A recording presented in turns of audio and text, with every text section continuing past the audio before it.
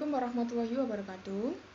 Pada kesempatan kali ini, kami dari kelompok 3 akan mempresentasikan hasil diskusi kami, yaitu tentang ejaan, pilihan kata, kalimat efektif, dan juga paragraf. Sebelumnya, izinkan saya memperkenalkan diri saya dan dua teman saya, dengan saya sendiri Erifandi Rashida dan juga Haris Febrianto dan Niken Putri Pangestu. Baik, untuk penjelasan selanjutnya dilanjutkan oleh Haris. Baik, terima kasih atas waktunya. Di sini saya akan melanjutkan, yaitu A. Deskripsi singkat dan cakupan materi. Karya ilmiah atau tulisan akademik memiliki selingkung tersendiri. Salah satunya adalah penggunaan bahasa yang baku atau formal. Sebab itulah pilihan kata yang tepat, penggunaan kalimat, serta ejaan penting diperhatikan oleh penulis dalam penulisan karya ilmiah. Berdasarkan hal tersebut, dalam bab ini kami akan membahas ejaan, pilihan kata, kalimat efektif, dan paragraf dalam penulisan karya ilmiah. Adapun tujuan pembelajaran pada materi ini, yang pertama, menggunakan ejaan dengan tepat dalam penulisan karya ilmiah. Yang kedua, menggunakan pilihan kata yang tepat dalam penulisan karya ilmiah. Yang ketiga, menggunakan kalimat efektif dalam penulisan karya ilmiah. Dan yang keempat, menyusun paragraf secara tepat dalam penulisan karya ilmiah. Selanjutnya akan dilanjutkan oleh teman saya. B. Penggunaan ejaan dalam penulisan karya ilmiah. Yang pertama yaitu penggunaan huruf kapital. Dalam buku IB terdapat 13 aturan tentang penggunaan huruf kapital, yaitu penggunaan huruf kapital sebagai huruf pertama, penggunaan huruf kapital untuk nama orang, penggunaan huruf kapital setelah petikan, penggunaan huruf kapital untuk agama dan kitab, penggunaan huruf kapital untuk kehormatan, penggunaan huruf kapital untuk jabatan atau pangkat, penggunaan huruf kapital untuk suku, bahasa, dan bangsa, penggunaan huruf kapital untuk tahun, bulan, hari, dan peristiwa sejarah, penggunaan huruf kapital untuk nama geografi, penggunaan huruf kapital untuk kenegaraan, penggunaan huruf kapital untuk judul buku dan sejenisnya, penggunaan huruf kapital untuk singkatan gelar, penggunaan huruf kapital untuk kekerabatan. Sebagai contoh, bangsa Yunani merupakan keturunan bangsa India Jerman yang masuk ke wilayah itu sekitar tahun 2000 sebelum Masehi. Yaitu menggunakan aturan pertama, penggunaan huruf kapital sebagai huruf pertama pada bangsa Yunani, B di awal, sedangkan Yunani merupakan penggunaan huruf kapital untuk suku, bahasa, dan bangsa, begitu pula dengan bangsa India Jerman. Yang kedua, penggunaan kata depan, kata perimbuhan, dan partikel. Penulisan kata depan yang sini salah adalah penulisan kata depan di. Penulisan kata depan tersebut sering disamakan dengan penulisan kata perimbuhan di. Lantas, bagaimana cara membedakan penggunaan di sebagai kata depan dan di sebagai imbuhan? Imbuhan di merupakan imbuhan pasif yang dimana kata perimbuhan di dapat dipasifkan, seperti diantar, dibaca, disapa, yang memiliki bentuk aktif mengantar, membaca, dan menyapa. Jika diikuti kata yang menyatakan adjektif atau keterangan, maka merupakan kata depan sehingga penulisannya harus dipisah, seperti di rumah, di tas, di atas, di antara, dan sebagainya. Selanjutnya, dalam UEB 2015 terdapat 3 aturan penulisan partikel. Partikel lah, kah, dan tah ditulis serangkai, sedangkan partikel pun dan ber ditulis terpisah seperti yang tertera pada contoh. Ia selalu tenang apapun masalahnya. Apa dan pun, penulisan apa dan pun terpisah. 3. Penulisan gabungan kata. Penulisan gabungan kata ditulis serangkai jika gabungan kata tersebut mendapat awalan dan akhiran sekaligus. Mengkan, peran, di, dan lain-lain. Sedangkan hubungan kata akan ditulis terpisah jika hanya mendapat awalan dan akhiran saja. Sebagai contoh, menghubungkan, di mana terdapat kata depan meng dan kata akhiran kan. Jadinya penulisannya digabung. Sedangkan garis bawahi ditulis terpisah karena hanya mendapatkan akhiran saja, yaitu i. Kesalahan lain yang sering terjadi dalam penulisan gabungan kata yaitu memisahkan bentuk terikat dengan kata selanjutnya atau memberikan tanda hubung di antara bentuk tersebut. Penggunaan tanda hubung digunakan jika kata selanjutnya harus menggunakan huruf kapital atau singkatan, seperti yang tertera pada contoh, warga non-Indonesia dilarang memasuki wisata. Keempat yaitu penulisan bilangan. Aturan penulisan bilangan. Bilangan itu menyatakan jumlah. Bilangan itu tidak lebih dari 2 kata. Bilangan itu tidak diikuti satuan. Bilangan itu tidak memperinci sesuatu, seperti yang tertera pada contoh. Pada contoh yang pertama, itu salah, karena meskipun terdiri satu kata dan menyatakan jumlah, terdapat satu syarat yang tidak memenuhi, yaitu memerinci 3 laki-laki dan 2 perempuan, di mana yang benar adalah seperti pada contoh nomor 2 ditulis dengan angka 3 laki-laki dan 2 perempuan. Penggunaan tanda hubung dan tanda pisah. Tanda hubung dan tanda pisah sering dianggap sama. Dalam UEB 2015, tanda hubung memiliki 7 fungsi, sedangkan tanda pisah hanya 3 fungsi. Fungsi tanda pisah yaitu membatasi penyisipan kata, menegaskan adanya keterangan aposisi, dan menyatakan sampai dengan. Selain 3 fungsi tersebut, yang digunakan adalah tanda hubung. Sebagai contoh, Presiden Indonesia Joko Widodo menghadiri acara itu. Terdapat keterangan aposisi, yaitu Joko Widodo. Fungsi tanda bisa untuk menghapus keterangan aposisi dapat digantikan dengan tanda koma. Dengan demikian, untuk mengapit keterangan posisi ada 2 tanda yang dapat digunakan, yaitu nada koma dan juga tanda pisah.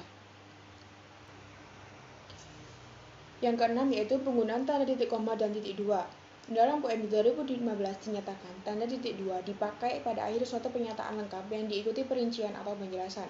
Sedangkan tanda titik koma memiliki 3 fungsi, yaitu pengganti kata penghubung untuk memisahkan perincian dalam kalimat majemuk, dipakai pada akhir perincian yang berupa klausa, dipakai untuk memisahkan perincian dalam kalimat yang sudah menggunakan tanda titik koma.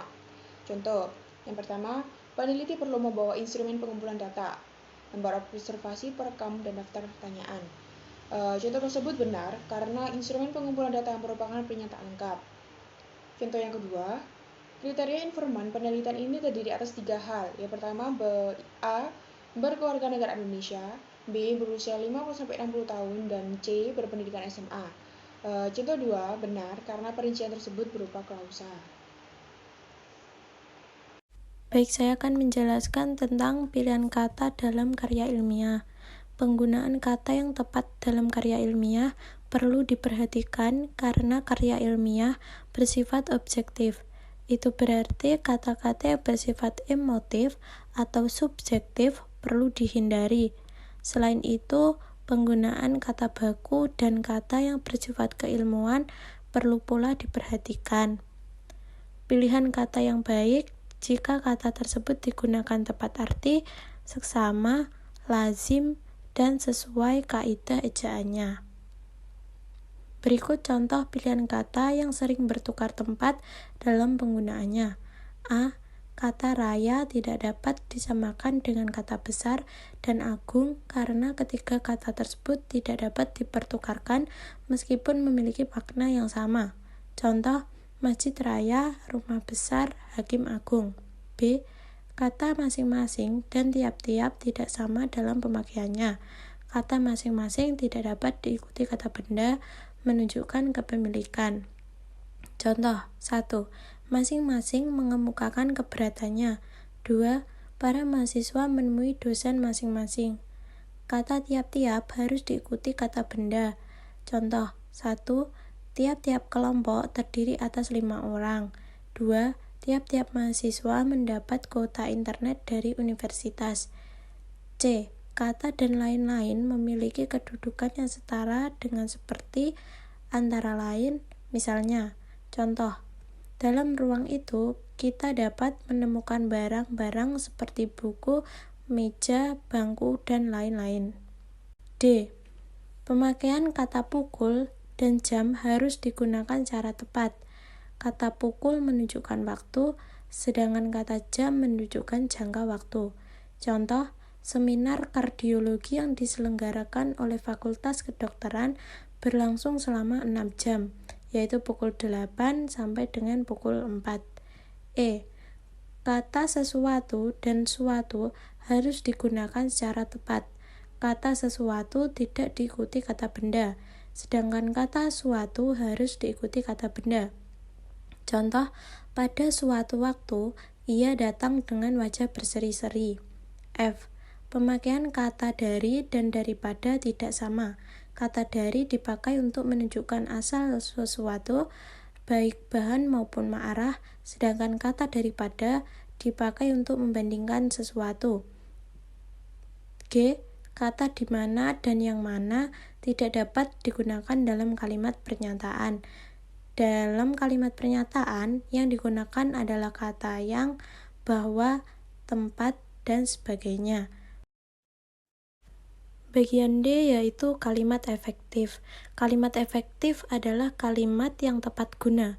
Ciri kalimat efektif terdiri atas 4 hal, yaitu kekompakan dan kesatuan, kehematan, kesejajaran, penekanan, dan kevariasian.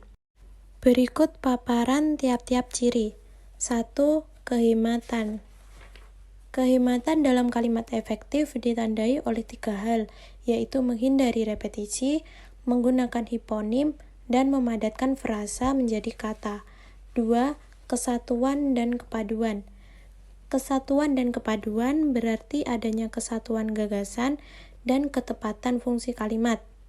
Kesatuan gagasan ditunjukkan oleh kejelasan predikatnya, sedangkan ketepatan fungsi kalimat ditunjukkan oleh ketepatan subjek, predikat, objek, pelengkap, dan keterangan. 3. Kesejajaran. Kesejajaran dalam kalimat efektif berarti adanya kekonsistenan atas kategori dan struktur. 4. Penekanan. Penekanan dalam kalimat efektif ditentukan oleh 2 hal, yaitu posisi dalam kalimat dan urutan yang logis. Posisi dalam kalimat berarti kata-kata atau bagian yang ingin ditekankan diletakkan di depan. 5. Kevariasian. Kevariasian dalam kalimat efektif ditentukan oleh panjang pendeknya kalimat, struktur aktif dan pasif kalimat, jenis kalimat, yaitu kalimat langsung atau tidak langsung, kalimat berita atau tanya, serta letak tiap fungsi kalimat. Selanjutnya akan dijelaskan oleh rekan saya, Ahmad Haris Febrianto. Baik, terima kasih atas waktunya. Di sini saya akan melanjutkan yaitu paragraf. Yang pertama, penyusunan paragraf. Pesan yang disampaikan penulis akan dapat diterima oleh pembaca jika paragraf tersebut disusun dan dikembangkan dengan baik. Adapun syarat yang perlu dipenuhi dalam penyusunan paragraf yaitu yang pertama, kesatuan. Kesatuan berarti tiap paragraf memiliki satu ide pokok yang tertuang dalam kalimat utama. Yang kedua, kepaduan. Kepaduan berarti ide pokok paragraf dijelaskan oleh ide-ide penjelas yang tertuang dalam kalimat penjelas. Yang ketiga, pengembangan.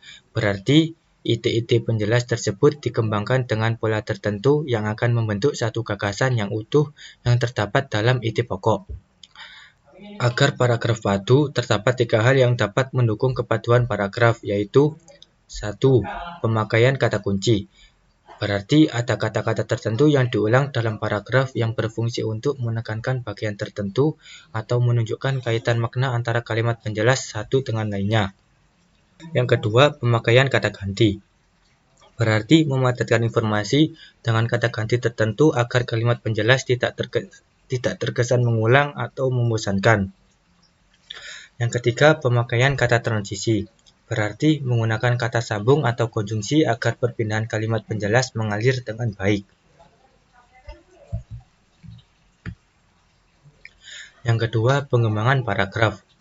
Dalam ragam bahasa Indonesia ilmiah, pengembangan paragraf dapat dilakukan dengan 2 teknik, yaitu pengembangan dengan analisis penalaran dan pengembangan dengan ilustrasi. Yang pertama, A. Pengembangan dengan analisis penalaran. Dilakukan dengan menggunakan logika deduktif yang merupakan paduan dari pengembangan paparan dan argumen. Ada 4 teknik dalam pengembangan analisis penalaran, yaitu yang pertama, teknik pengembangan definisi. Teknik pengembangan definisi adalah teknik mengembangkan paragraf dengan memberikan penjelasan atau definisi tertentu. Yang kedua, teknik pengembangan klasifikasi. Teknik pengembangan klasifikasi adalah teknik mengembangkan paragraf dengan membuat klasifikasi atau pengelompokan, atau dapat pula dengan cara membuat urutan gagasan yang logis tentang suatu hal. Yang ketiga, teknik pengembangan prosedural. Teknik pengembangan prosedural adalah teknik mengembangkan paragraf dengan menjelaskan proses pembuatan atau penciptaan sesuatu. Dan yang terakhir adalah teknik pengembangan kausal. Teknik pengembangan kausal merupakan teknik mengembangkan paragraf dengan menjelaskan hubungan sebab akibat. B. Pengembangan dengan ilustrasi.